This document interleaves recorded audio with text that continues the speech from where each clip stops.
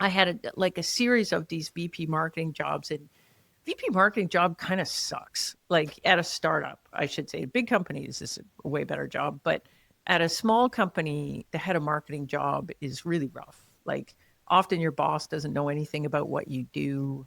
So even if you do an amazing job, like you really smash something, you almost never get rewarded. I can remember in my history of doing jobs where I pulled something off that I thought was like literally a magic trick from a marketing perspective. And, and the reaction from the rest of the executive team be, oh, gee, yeah, that's great. Can you do double that? Could you double that? Half the time I was promised bonuses I never got. I had stock options that for some shenanigans reason, never turned into anything. And so, after doing like 7 startups, I kind of had this thing that I'm like, man, I'm playing a game here that I can't win. The last one that I worked at was so bad, just so bad. Like, I had a employment contract and they just decided not to honor it, and a bunch of stuff happened. And so I left there and I was kind of like, man, I don't think I can do another one of these. Like, I'm going to have to go do something else. Wonder what that is. And is this how you started, your consulting and solopreneur career? Yeah. So then I was like, I'm going to try something different. What do the kids do these days? And so then it was kind of like, all right, well, and the obvious answer to that is to be a fractional. Like if you've been a CMO, go be a fractional CMO. That's kind of the thing that everybody does. And so I did that for a little bit, and I didn't like the business model. I felt like I was competing with full-time people, or there was full-time expectations, but I was a part-time person.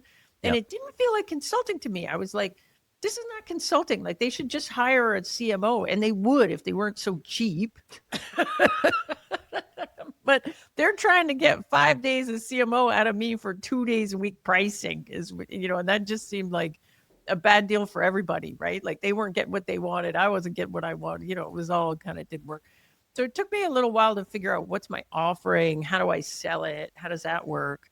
And then once I unlocked that, like I've been doing this now 10 years ish. I think I'm coming up on 10 years this year. I can confirm your LinkedIn profile said about 10. Is it 10? All right. Yeah. So 10. And like I say, the first couple of years, not so great, but man, every year after that, pretty great. Like I do feel like I'm doing the best work of my career in this phase. I kind of wish I had done it. I wouldn't be able to do this if I didn't have the background that I did. So, I couldn't have just come out of school and done this, obviously, but I wish I had have done it 5 years sooner. So you mentioned you had a couple of VP of marketing gigs that weren't going well. You left because I was really curious about the transition. If you were in-house and started getting interest and you decided to exit, it sounds like that things. No, man, I ran out of the burning building. Not going back in there. Yeah, no. And it was so bad that it was a door slammer. It was just like, I'm not doing that stupid thing anymore. I was all mad. I was like, I'm not done this. But it did feel like I was worried that it was the end of my career. Like I was worried this is the end. I've peaked. I go from, having an important job at an important company to being like the part-timer. Like I'm just going to float in, float out. My great work is behind me. That's what it felt like.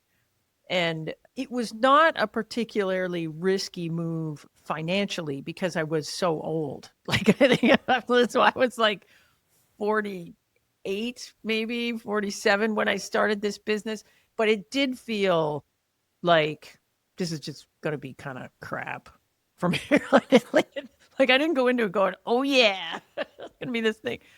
But I will say, but then I got there. And so I spent a lot of time thinking about what's the offering? Like I really changed my thinking from, I don't want to be a part-time employee. I also didn't want to be, and this was kind of the nature of things 10 years ago. 10 years ago, advisor was a dirty word, especially if you were working with small companies.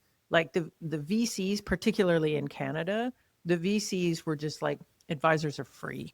If all you're doing is giving some advice, we can find 10 retired dudes that'll give you some advice for free. Like you should not pay for advice. And so where I landed was, okay, so I don't want to be a part-time employee because that seems like a bad job. And so what am I? And where I landed at is I'm an expert. And my job is to teach the team how to do something. It's the only reason you should bring an outside person in at the time. This was my thinking. The only reason you bring the outside person in is there's this narrowly focused thing that no one on your team could possibly be an expert at because you only do it once or twice in the history of a company. There's this narrowly focused thing that you bring the expert that's done it 300 times that can come in and do this thing and teach you how to do it. And then the expert bounces off, but you retain all of that knowledge. That seemed valuable to me. And that seemed like a thing that a company should pay an outside person to do. And so once I settled on that, then my goal was to become the best possible expert, like the best person. My goal was to be the best person on the planet on this little thing that I do, to the point where anybody anywhere on the planet would say, ooh, if you want to get this thing done and you're a B2B tech company, you should call A Pro.